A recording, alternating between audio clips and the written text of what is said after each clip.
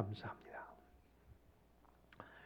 여러분, 우리 주위에 어린아이들이 태어나는 것을 이렇게 보게 될 때가 있는데요. 얼마나 귀엽고 얼마나 이쁜지. 사실 아버지 때는 모르는데, 그렇죠? 엄밀히면 아빠일 땐 모르는데 아버지가 되고 또 할아버지가 돼서 손주 손녀를 보면 그렇게 예쁘다는 얘기 많이 듣는데, 여러분, 어린아이가 그 생명이 태어나는 순간 그 오밀조밀한 그 모습이 얼마나 이쁘고 좋습니까? 그런데 애들 그 손 보면요, 그냥 정말 뽀뽀해주고 안아주고 그냥 깨물어 죽을 만큼 너무나도 이쁜 모습을 보게 됩니다. 그런데 그 모습을 보고 사회학자들은요, 이런 얘기들을 하더라고요. 어린 아이가 이 땅에 태어나면서 손을 꼭 쥐고 나오는 것 좀 보라. 이것이 인간의 욕망을 드러내는 시작의 모습이다라고 그렇게 찬물을 끼얹을 때마다, 여러분, 그런데요, 생각해 보면은 그 말이 또 맞는 것이, 이 땅에 나올 때, 이 땅에 태어날 때는요, 그렇게 손목을 꼭 뭔가 짚겠다고 하는 욕심의 모습으로 짚고 있는데, 나중에 이 세상을 떠나는 어른들을 보니까 다 그 손 다 펴고 가시더라고요. 여러분, 그래서 그런가요?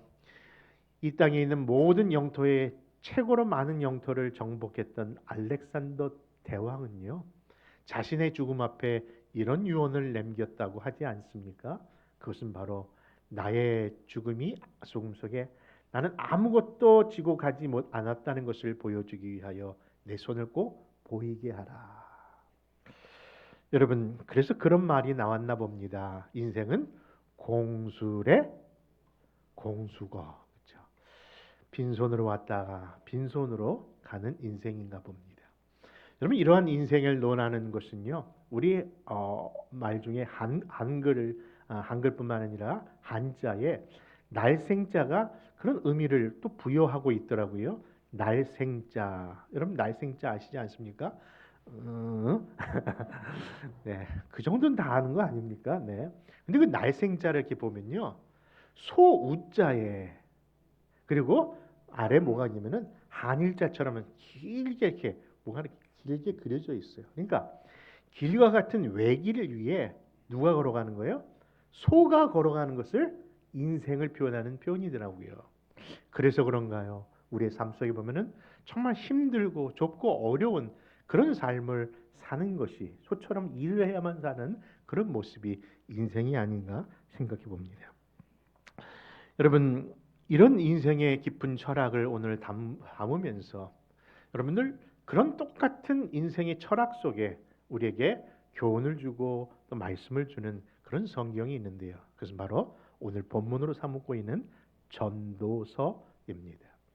이 전도서의 그 기자를 성경은 전도자라고 하는데, 그 전도자라는 것은 예수 믿으세요, 그런 의미의 전도자가 아니라 설교자라는 뜻을 갖고 있고, 말씀을 전하는 자에 대한 강조점에서 옛 표기를 그냥 쓴 전도자라는 표기입니다. 그런데 이 전도자가 그 인생을 논하고 있는데 도대체 이 사람이 누구인지를 이 본문에서는 어디에도 정확한 이름을 거론하고 있지는 않답니다. 그런데 불구하고 이 본문의 시작은 이렇게 시작합니다. 우리 한번 같이 본문 전도서 1장 1절을 한번 읽겠습니다. 시작. 다윗의 아들 예루살렘 왕 전도자의 말씀이라.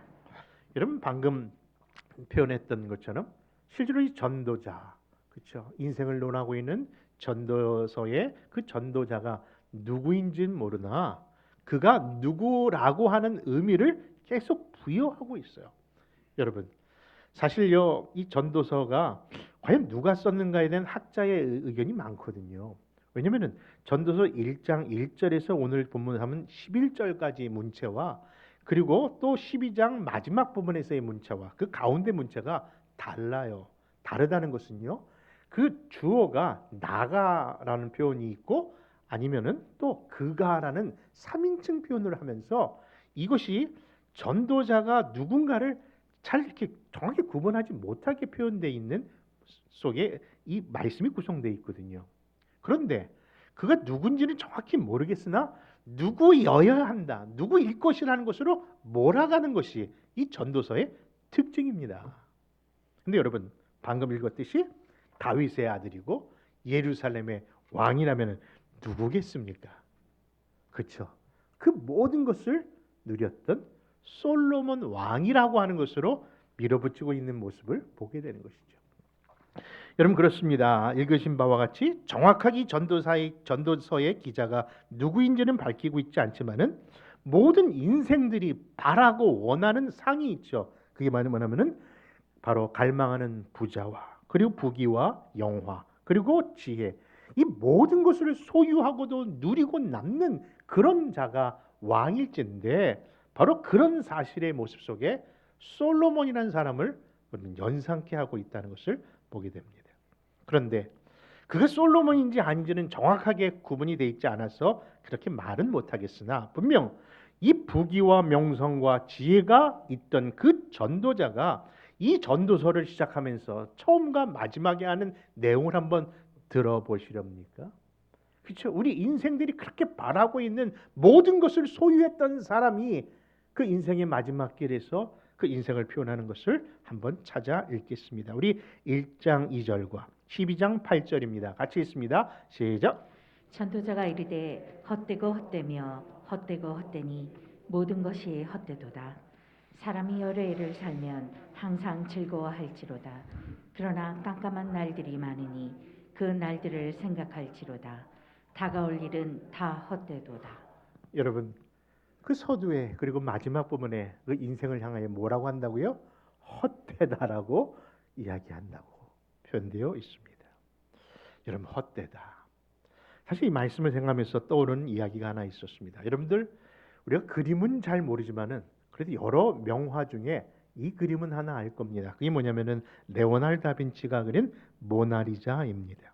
그런데 이 모나리자에 대한 일화가 있는데요. 얼마 전 프랑스에서 국민들이 외환 위기로 경제적 어려움을 당했거든요.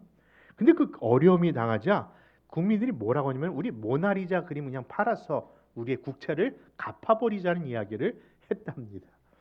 여러분, 아니 도대체 저 모나리자 상이, 그렇죠? 그 그림이 얼마나 큰 값어치가 있길래 한 나라의 부채를 다 탕감할 수 있는 값어치가 있는가 하는 의문을 갖게 되는 거예요.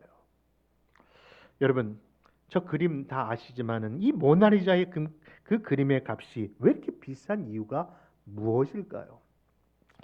아마도 유명한 철학자요, 과학자요, 또한 의학자이며 화가인 레오나르도 다빈치의 명작이기 때문에 비싸다고도 할 수 있겠으나, 여러분, 사실요, 이것을 평가하는 그 많은 비평가들이 하는 이야기는 그 그림 속에 담겨 있는 숨은 내용이 그 의미를, 그 가치를 부과하고 있기 때문이라고 이야기합니다.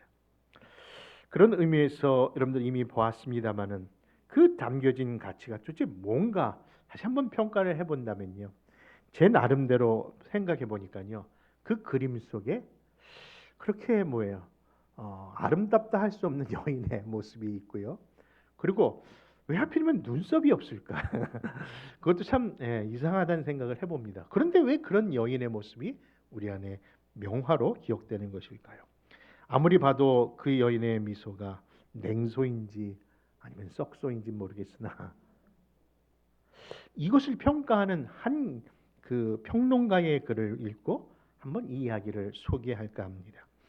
프랑스의 미술 사회학자요, 미술 평론가인 다니엘 아라스라는 사람이 그 그림을 보고 이런 평가를 합니다. 사람들은 이 그림에서 모나리자의 얼굴에만 초점을 두고 있는데, 이 모나리자의 그림 속에 숨겨진 비밀은 왼쪽 어깨 너머에 작가가 고의적으로 그린 다리, 곧 브릿지에서 그 의미를 찾을 수 있다라는 거예요. 여러분, 모나리자 뒤에 여러분 다리가 있다는 거 아셨습니까? 여러분, 그런데 그 그림에서 자세히 보면요, 그 뒤에 풍경이 그려져 있는데 그 풍경은 평범한 마을의 풍경이 아니라 사람들이 살지 않은 마치 고대의 원시적 풍경을 담고 있는데, 그 원시적 풍경 속에 어울리지 아니하는 저 돌 브릿지를 보면서 우리는 다시 한번 이 그림의 의미를 주목해야 한다라고 이야기했습니다. 여러분, 다리가 있다는 것은 무슨 의미겠습니까? 강이 흐른다는 거고요. 강은 늘 무엇을 상징하는 거 하니 덧없이 흐르는 그런 유수, 곧 시간을 의미하는 내용이라는 것이죠. 결국 이 배경 속에 그려진 모나리자의 미소는 태고부터 흘러오는 그 영원한 시간에 그 여인의 그 아름다움도 한 찰나에 불과하다는 것을 이야기하고자 하는 내용의 평가입니다. 여러분, 꿈보다 해몽이 더 큽니까? 저도 그렇게 생각합니다만은, 그러나 그래도 우리가 이 내용 속에서 받아야 할 것은 분명히 있을 줄 압니다. 여러분, 우리의 시선은 그쵸? 보여지는 것에만 늘 관심이 있는데 숨어진 비밀들이 우리 안에 있는 것이죠. 그렇습니다. 그것은 항상 우리의 역사 속에, 시간 속에 이야기하시는 하나님의 음성이라고 생각합니다. 그 음성이 뭐예요? 인생을 논하고 인생을 생각하는 사람들이 깨우쳐야 할 것은 우리가 겪고 있는 이 모든 것도 그 모든 역사 속에 한순간에 찰나에 불과하다는 진리입니다. 여러분, 아멘이십니까? 여러분, LA에 가면요, US 병원 있지 않습니까?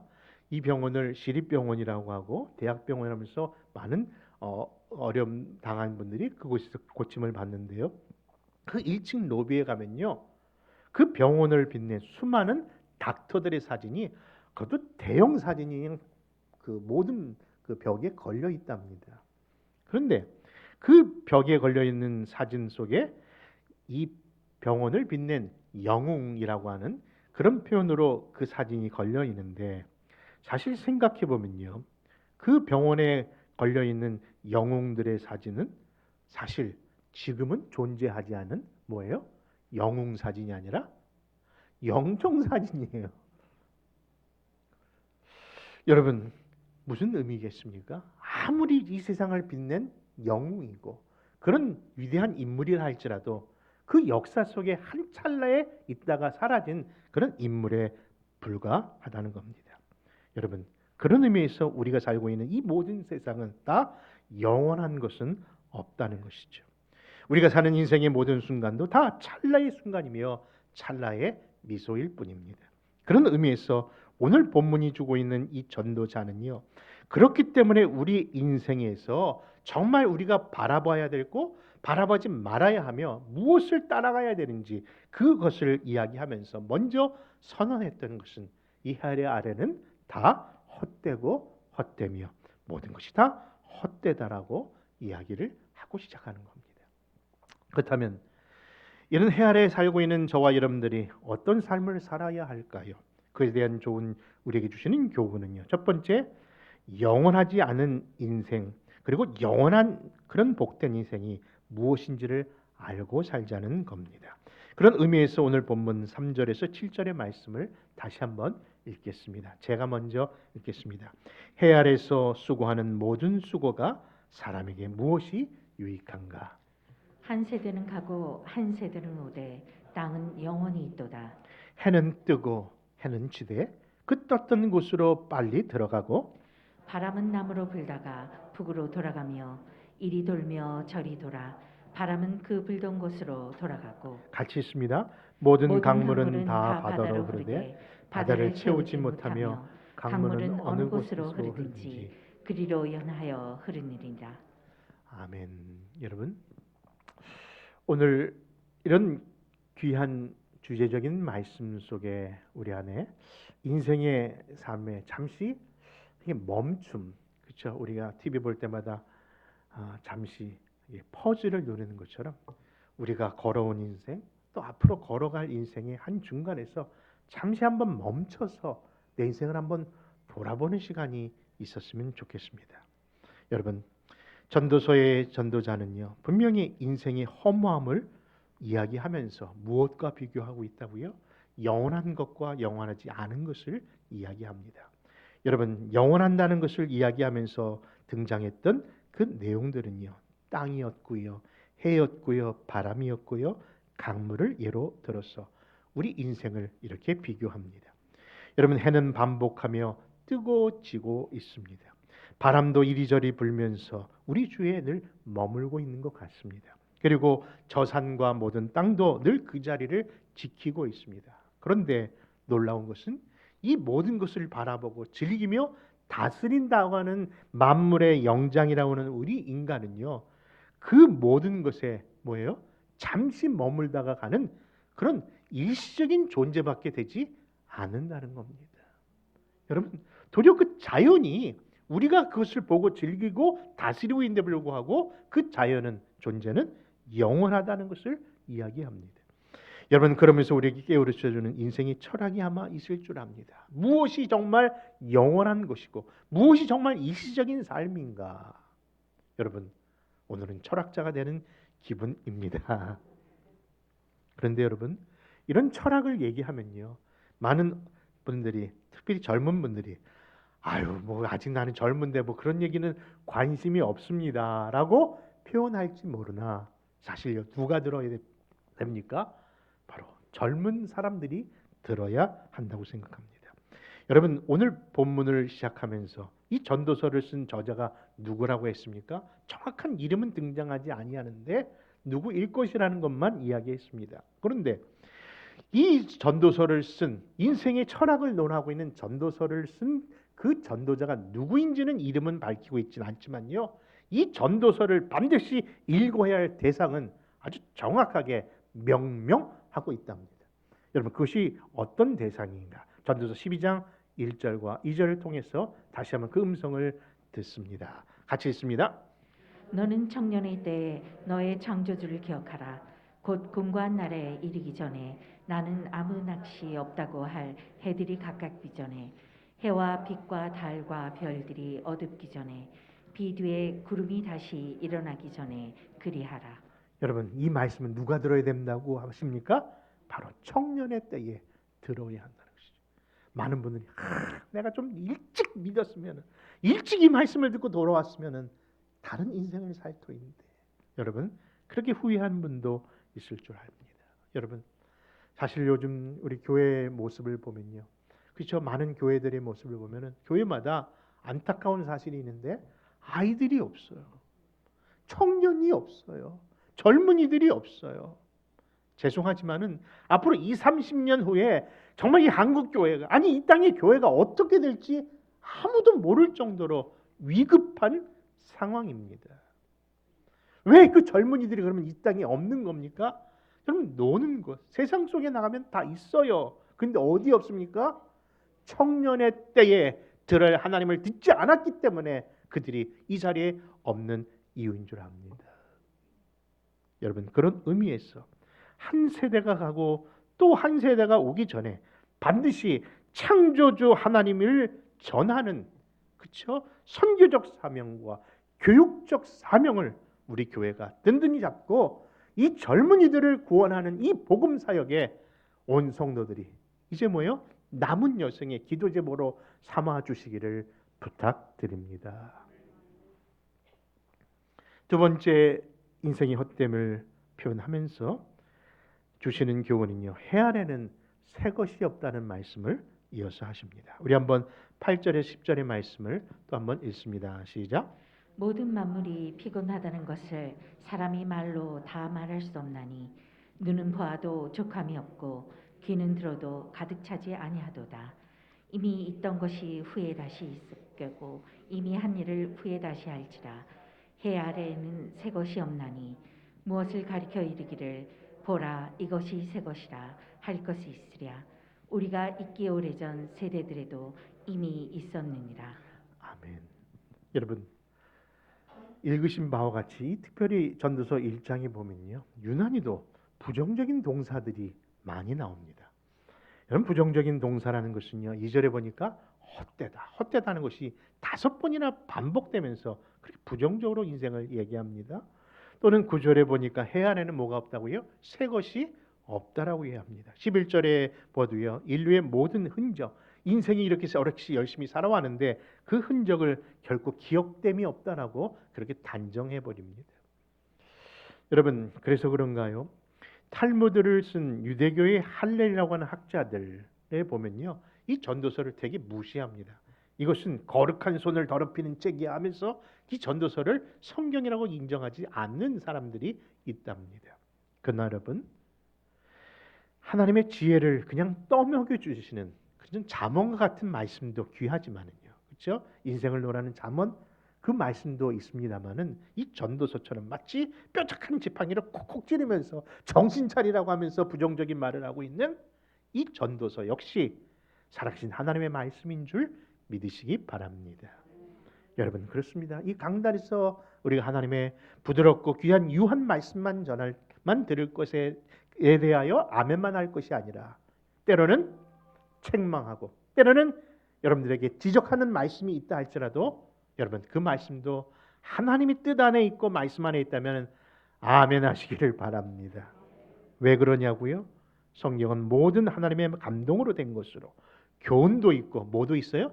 책망도 있고 바르게 함과 의로 교육하기에 유익해야 되기 때문에 이런 다양한 말씀들을 주신 이유일 것이죠. 그러므로 인생의 허무함 속에 그저 탄식만 하며 왜 나는 이런 삶이야? 나는 왜 이렇게 힘들어하며 우리가 탄식만 할 것이 아니라 그 탄식 속에 이 젊을 때 누구를 기억하자고요? 여호와 창조주 하나님을 바라보시고 기억하시는 온 성도들 되시기를 바랍니다. 여러분 구약 성경이 뭐냐고 물어보신다면요. 여러분 사실 잘들 표현을 못하고 있지만요. 그냥 구약 성경을 얘기한다면요. 어찌 본다면은 탄식의 소식, 탄식의 이야기라고 저는 표현을 합니다. 탄식. 그렇죠. 인간이 이 땅에서 행한 모든 것들이 다 뭡니까? 망친 일들이었기 때문에. 그렇죠. 나름대로 뭔가 했던 구약의 일들이 다 망친 일이고 그 망친 일을 완전히 다시 하나님께서 전복시켜서 회복시켰던 그 내용이 장차 일어날 예수 그리스도의 갈보리 십자가의 언덕의 일로 회복시키는 사건의 전초 문제였던 것이죠. 그래서 구약을 한마디로 탄식의 내용이라도 표현할 수 있습니다. 그런데 구약의 백성들이 탄식에만 있었을 것을 하나님 보고만 있는 것이 아니라 그 탄식을 뭐로 바꿔주시는 하나님이었습니까? 그렇죠. 하나님의 역사로 하나님의 손길로 바꾸어 주셨다는 것이죠. 그래서 여러분 그 철학자의 표현이지만은 인간은 망치고 하나님은 회복하고 하나님은 다시 이것을 회복하시는 내용일 것입니다. 그런데 여러분 그 창조주를 바라본 결과 어떤 모습이 성경적 표현입니까? 그렇죠. 탄식을 찬양으로 바꿔주시는 하나님을 성경에서 발견하게 되는 겁니다. 여러분 애굽의 사건, 구약의 대표적인 사건이 출애굽의 사건인데 그 출애굽을 하기 앞서서 그 애굽에서 노예로 고통받는 그 이스라엘 백성들의 탄식의 소리를 하나님 무슨 소리로 들었다고요? 기도로 들으신 하나님이었다는 거예요. 여러분 로마서에도 그런 표현이 있습니다만 이 세상에 들려오는 세 가지 탄식이 있다고 합니다. 하나는 피조물의 탄식이고요. 그리고 죄인의 탄식이고 그리고 바로 그 구원을 바라는 백성들의 탄식입니다. 그런데 그 탄식 속에 머물러만 있는 것이 아니라 반드시 그 탄식이 뭐로 바뀌어지게 하시냐면은 찬양으로 바꾸게 하시는 하나님인 것을 보게 되는 것이죠. 결국 홍해를 건넌 그 백성들이 하나님을 찬양하지 않습니까? 골리앗 앞에 탄식하던 이스라엘 백성들을 하나님이 다윗이라는 가장 연약한 자를 통해서 만군의 여호와 하나님, 너희가 믿는 여호와 하나님이 어떤 하나님? 만군의 하나님일 뿐만 아니라 모든 전쟁에서 능하신 여호와 니시, 승리 하나님임을 드러내시더라고요. 여러분 사랑하는 성도 여러분, 히브리인들의 수많은 탄식을 모았더니 그것을 하나님께서 찬송으로 바꿔진 시가 바로 시편 150편의 내용들 아닙니까? 그러므로 내가 당하는 고난과 역경 속에서 그냥 우리 안에 하나님 왜 나한테 이렇게 힘든 일만 있습니까? 라고 그렇게 탄식하며 그 자리에 앉아있지 말고 도리어 누구를 바라보자고요? 여호와의 때, 다시 청년의 때에 바라볼 창조주 하나님을 바라보시기를 바랍니다. 여러분 어떤 청년이요 메케닉인데 특별히 비행장에서 일을 하는데 실수로 인해서 그만 한 팔을 잃어버렸답니다. 얼마나 인생이 절망이겠습니까? 낙심이 되겠습니까? 모든 것이 다 끝난 것처럼 느껴져요. 더 이상 내가 하려는 아무것도 없으면서 생명을 끊고 싶은 마음이 들었답니다. 그런데 그를 지켜보는 목사님이, 담임 목사님이 견딜 수가 없어 그를 신방하다가 자기도 모르는 표현을 했는데 형제님 낙심하지 마십시오. 하나님이 특별히 형제님을 더 그렇기 때문에 사랑하십니다. 한 팔이 없기 때문에 더 사랑하십니다. 아니 무슨 말씀입니까? 했더니 생각해 보십시오.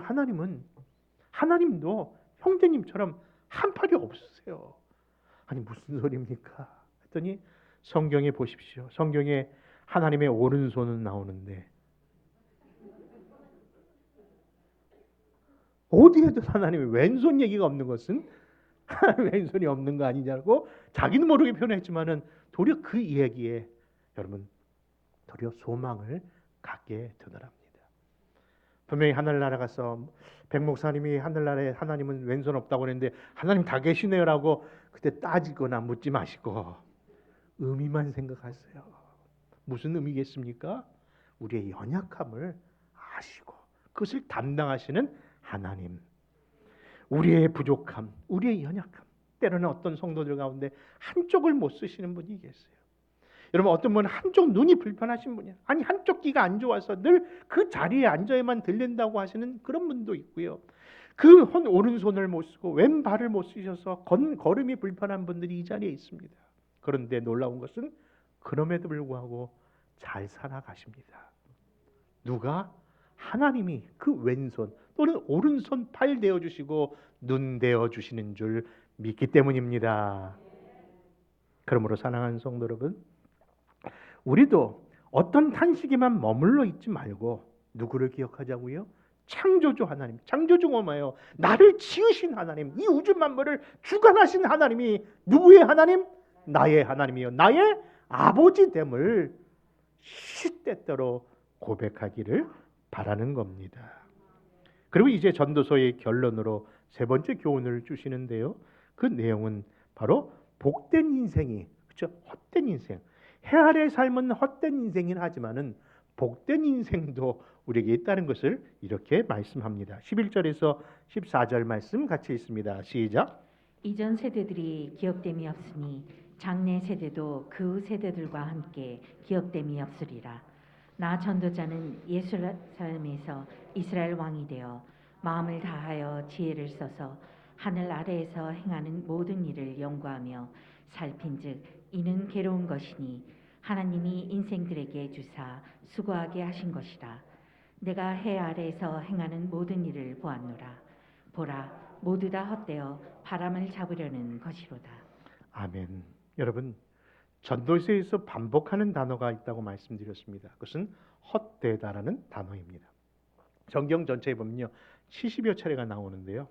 근데 그 중에 40차례가 어디서 나올까요? 이 전도서에서 있어요. 그러니까 이 전도서는 말 그대로 헛됨을 매우 강조한 표현이 들어있는 성경이 맞습니다. 그런데 그렇다면 이 헛됨이라고 하는 것이 우리의 삶의 모든 것들이 다 무용지물이라고 하는 뜻일까요? 이미 여러분들 나눠드린 주보 칼럼에도 적어드렸듯이 헤벨이라고 하는 그 헛되다라는 단어의 뜻은요 다른 것이 아니라 마치 있기는 하는데 만지려고 하고 잡으려고 하면은 잡히지 않는 연기나 수증기의 표현이 헤벨이라고 하는 뜻이랍니다. 여러분 그것이 무슨 뜻이겠습니까? 우리가 삶 속에 잡고 싶고 안고 싶고 누리고 싶었던 모든 일들이 그게 뭐예요? 실질적으로 내 것이 아니고 내 소유가 아니라는 것을 이야기하는 것이죠. 여러분 그것이 사랑하는 사람일 수도 있고 우리가 좋아하는 물질일 수도 있고 우리가 생각하는 건강 뭐든지 내 것 같지만은 내 것이 아니라는 것을 깨닫게 하시는 겁니다. 그러므로서 해 아래에 사는 사람들이 갈망하는 부귀와 영광과 권세 그런 것은 우리가 잡으려고 해도 잡을 수 없는데 진정으로 잡혀주시고 잡을 수 있는 것이 있다는 것을 이야기하고 있는 것이죠. 그래서 결론적으로 이 인생에 무엇이 복된 인생인가를 마지막 장 마지막 절에서 이렇게 말씀합니다. 같이 12장 13절과 14절을 읽습니다. 시작. 이래 결국은 다 들었으니 하나님을 경외하고 그의 명령들을 지킬지어다. 이것이 모든 사람의 본분이니라. 하나님은 모든 행위와 모든 은밀한 일을 선악간에 심판하시리라. 여러분 우리가 해야 할 마지막 인생의 본분이 무엇임을 이렇게 이야기합니다. 여러분 오래전에 영자 신문에요. 우리 한국의 기업 회장님이셨던 지금은 고인이 된 삼성그룹 이건희 회장의 에세이가 영문에 뜬 거예요.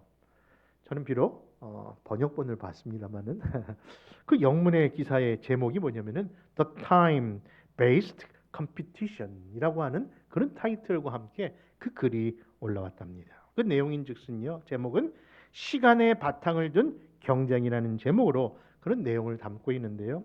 그 내용인즉슨 이렇습니다. 고대 시대에는요, 시간적 관념은 그냥 두 가지밖에 없었다는 겁니다. 생각해 보십시오. 옛 사람들은요, 시간적 관념이 해가 뜨고 해가 지는 거, 해가 뜰 때는 일어나고 해가 지면 이제 자는 거, 그거밖에 몰랐다는 것이죠. 근데 이런 사회가, 그렇죠, 농경 사회가 되고, 그리고 사람들이 일을 시작하면서 그 시대를 세 구분으로 나눴답니다. 뭐겠습니까? 아침, 점심, 저녁. 이게 다 뭐예요? 밥 먹는 시간으로 기준대를, 그래서 3끼, 3끼를 그렇게 구분하게 되었죠. 그런데 어느 순간에 이 사회가 산업화가 되고 더 나아가 정보 산업 시대가 되고 보니 이제는 그 시간적 그 구분이 그걸로는 안 된다는 거예요.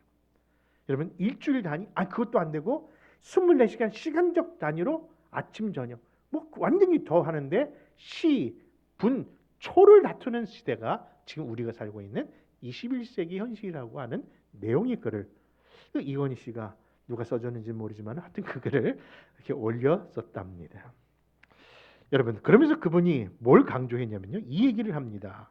이 산업화 시대를 넘어 정보 시대가 되는 사람들이 이 시간은 이제 시나 분 단위가 아니라 이 초 단위이기 때문에 반드시 우리가 생각하여 것은 시간의 중요성을 알아야 한다라고 하면서 주식 정보를 10초만 미리 안다면은 엄청난 부자가 될 수 있다고 하면서 그 시간이 이 경쟁 사회에 얼마나 중요한 결과를 낳았냐 하면서 시간의 가치를 그렇게 두더라고요.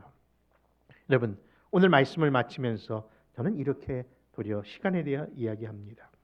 분명히 시간은 강물 흐르는 유속처럼 흘러가고 있는 크로노스, 물리적 시간이 맞습니다. 정말 그 시간 중요하고 귀하게 여겨야 합니다. 그러나 여러분, 성경은 그런 크로노스의 시간만 얘기하는 것이 아니라 예수님을 믿고 하나님의 자녀로 태어난 사람에게는 또 다른 시간이 있는데 그것은 바로 은혜의 시간, 카이로스의 시간도 있음을 기억하십시오. 여러분, 그 카이로스의 시간은 뭡니까? 해 아래에 있는 시간은 물질로 한 방향으로 가지만은 카이로의 시간은요, 때로는 하나님께서 우리에게 하나님의 은혜의 시간으로 길게도 하시고 짧게도 하시면서 이끄시는 하나님의 시간입니다. 그 시간을 경험하는 순간부터 놀라운 것은 내 눈이 바뀌기 시작했다는 겁니다. 여러분, 세상의 모든 것이 왜 이렇게 아름답습니까? 세상의 모든 것이 이렇게 감사한 겁니까? 그 시간, 카이로스의 시간과 함께 주어지는 새삼 속에 나는 새로운 피조물로 탄생된 것을 깨닫게 되는 겁니다. 이에 대하여 고린도후서 5장 17절은 그 이유를 이렇게 말씀합니다. 같이 읽습니다. 그런즉 누구든지 그리스도 안에 있으면 새로운 피조물이라. 이전 것은 지나갔으니 보라 새 것이 되었도다. 새로운 피조물로 다시 태어난 사랑하는 성도 여러분, 이제는 해 아래의 삶만 있는 것이 아니라 해 위의 삶도 있음을 믿으시기 바랍니다.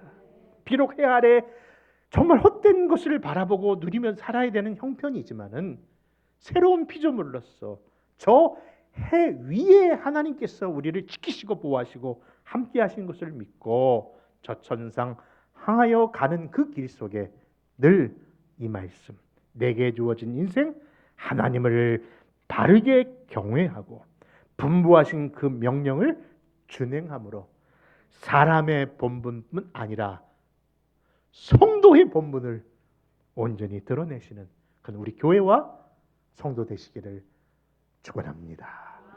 기도하겠습니다.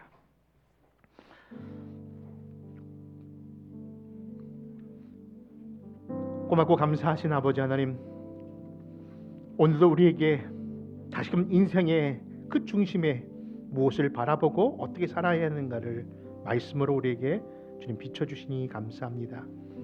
해 아래에 새 것이 없다지만은 이제 그리스도 안에 있는 자에게 매일매일의 삶이 정말 새롭다는 것을 고백하게 하시니 감사합니다.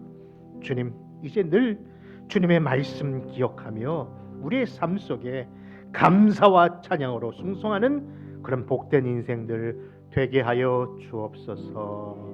그런 교회와 성도 되기를 원하며 예수님의 이름으로 축원합니다.